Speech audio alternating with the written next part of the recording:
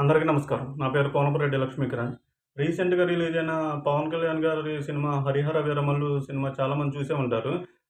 అలాగే ఈ cinema hit అయిందా? ఫ్లాప్ అయిందా? ఎంత కలెక్ట్ చేసింది? ఇవన్నీ పక్కన పెడితే ఈ సినిమాలో ఒక గొప్ప విషయం ఉంది. ఏంటంటే ఈ సినిమా ప్రీ రిలీజ్ ఫంక్షన్‌లో పవన్ కళ్యాణ్ గారు మనకి మన హిస్టరీలో టెక్స్ట్ బుక్స్‌లో మొఘల్ సామ్రాజ్యం తాలూకా గ్రేట్‌నెస్‌ని మాత్రమే చెప్పారు.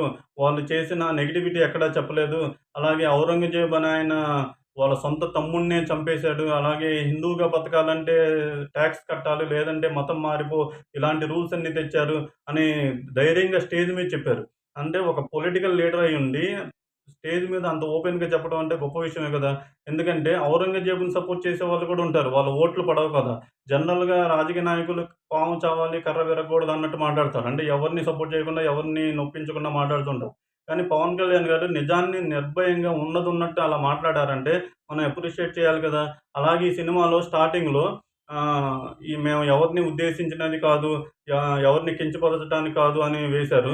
అలాగే ఈ సినిమాలో చూపించిన కొన్ని సీన్స్ హిందూ దేవీ దేవతల విగ్రహాలని ధ్వంసం చేయడానికి ప్రయత్నించడం, అలాగే హిందూ దేవీ దేవతల విగ్రహాన్ని కరిగించి కాలువలో కలిపేయటం, అలాగే నువ్వు హిందువుగా బతకాలంటే శిస్తు కట్టాలి, లేదంటే మతం మారిపో ఇలాంటి సీన్స్ ఇలాంటియన్నీ అంత ధైర్యంగా పెట్టారు. ఇలాంటి సినిమాలు తీయటానికి ఎంత ధైర్యం కావాలి, ఎంత గట్స్ కావాలి.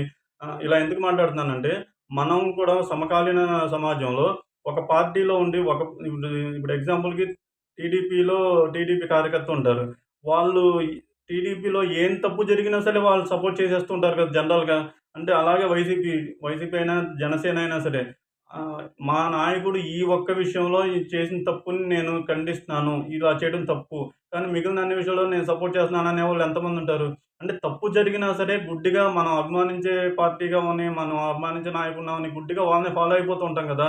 అలా కాకుండా నిజాన్ని నిర్భయంగా ఒప్పుకోవడానికి ఎంత గట్స్ కావాలి.